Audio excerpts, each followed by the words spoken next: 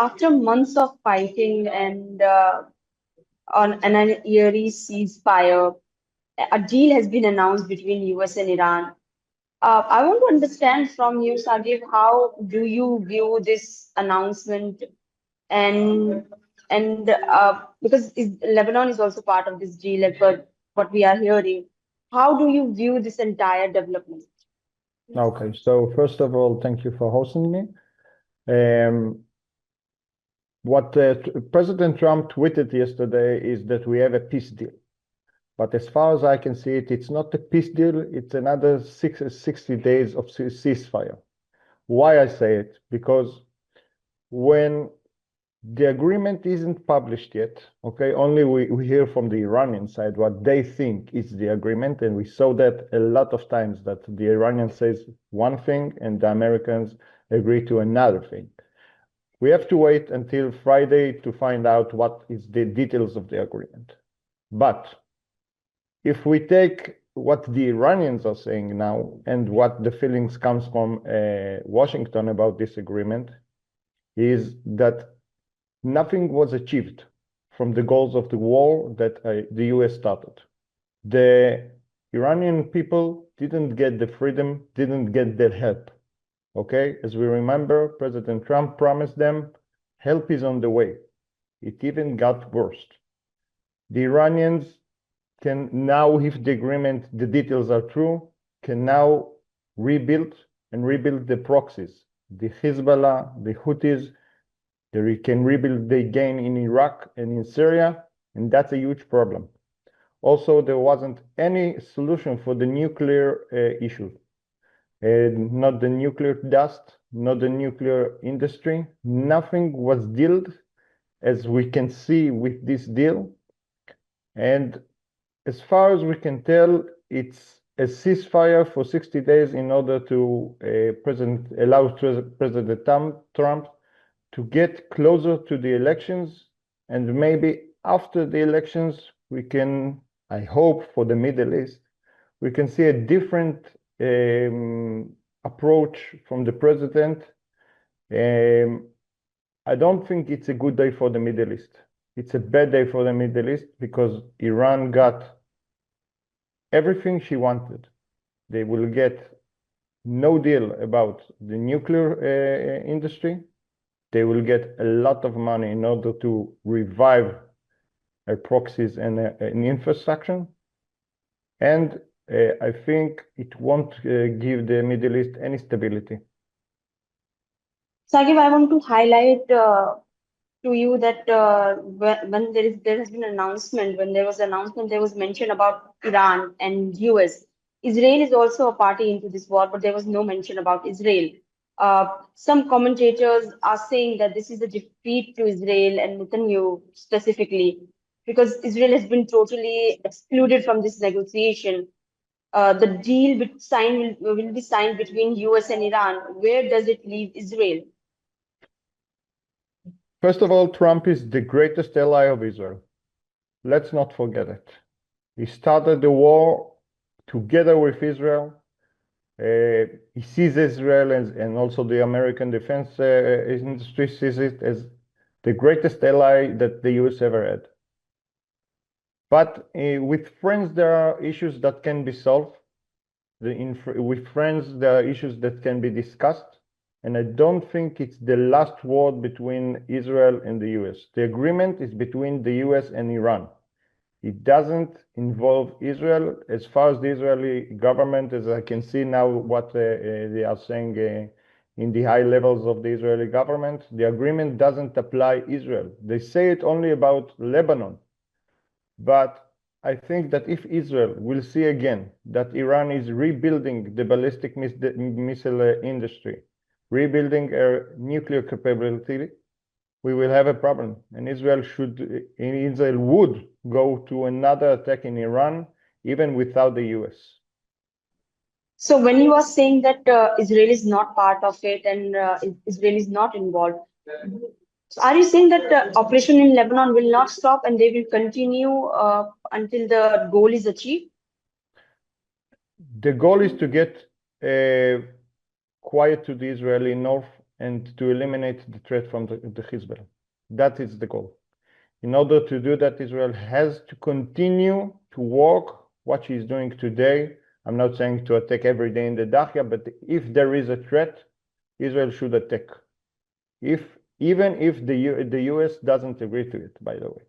We saw what happened yesterday, we saw what happened last week, okay? The US didn't agree to that attacks, but it was the catalyst of this agreement. Let's not forget that. Israel doesn't have the fortune of staying and waiting for Hezbollah to rebuild. We saw what happened on October 7th. Israel cannot repeat this mistake again. There is no terrorist organization that can live on Israeli borders that can attack one morning and slaughter people and kidnap them. This will not be another scenario of that. Israel cannot accept it, and I think that Israel will stay and freeze the army operation in Lebanon until the next phase with the Lebanon government. She has, according to the agreement, dismantled Hezbollah. When the Lebanese army will do it, then we can talk about the seizing the fire against Hezbollah. Only then. Sagiv, I also want to understand from you, you also listed some of the objectives of this war, that was preventing Iran from building nuclear weapon, or removing the nuclear dust, or such like that. Do you think any of these objectives will be part of this deal, and that have been achieved? And if they are not achieved, what will be the next step for Israel? Because this was an important war for Israel. They wanted their end goals to meet, but it seems that doesn't happen. That did not happen. So, what will be the next step of Israel in this situation? What we know for now, only we know from the Iranian side, and what President Trump said today, that Iran will have the capability to enrich uranium in a low level inside Iran. But as we know, the Persian, even when they can enrich in low percentage, they do have a secret industry beside the one that's the IAEA can control. I think that we should wait with any decision and any remarks about what the Iranian agreement will be with the US about the nuclear. But if the Iranian can enrich in a low percentage uranium, and there won't be any deal about the 1,450 kilograms of the uranium over there, I think that it's only a matter of time when Israel will have to act alone in order to get Iran again back to the negotiating table. There cannot be, in any circumstances, Iranian nuclear bomb. So you don't think this is an end of war right now? No, we are only. I'm sorry to say that, because I will have to get to the shelters again and my family. But I think we are in a new situation that it's going to be rounds of fight between Israel and Iran, once a year, twice a year, once in 2 years. Every time that Israel will see a threat comes from Iran, she will have to act. There is no other option for Israel. It's either we live or either we die. We don't have any other option. But without the support of Trump, because he appears to be very angry about the actions that Israel is taking in Lebanon, and he was very harsh during the calls with the Israeli Prime Minister. Do you think without the support of US, Israel will be able to take forward all these actions that you are talking about? 1 year ago, exactly 1 year ago, Israel started alone a war with Iran because of these circumstances. Because Iran ballistic industry was huge and it was close in a matter of month, 2 weeks, to achieve a nuclear bomb.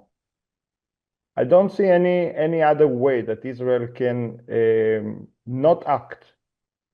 And if the US will agree, and if the US will agree, and if the US won't agree with it, Israel doesn't have any other options. If we can remember what Israel did to the Syrian nuclear reactor, it was without the agreement of President Bush. Also, when Israel bombed the Iraqi nuclear industry, it was not with the US agreement. So Israel doesn't have any other options. If she has to act, she will act. And what is the mood in Israel right now? I want to understand from you. Are they cautious and are they thinking about the next steps? What is the mood? I think there is a huge disappointment from what was achieved.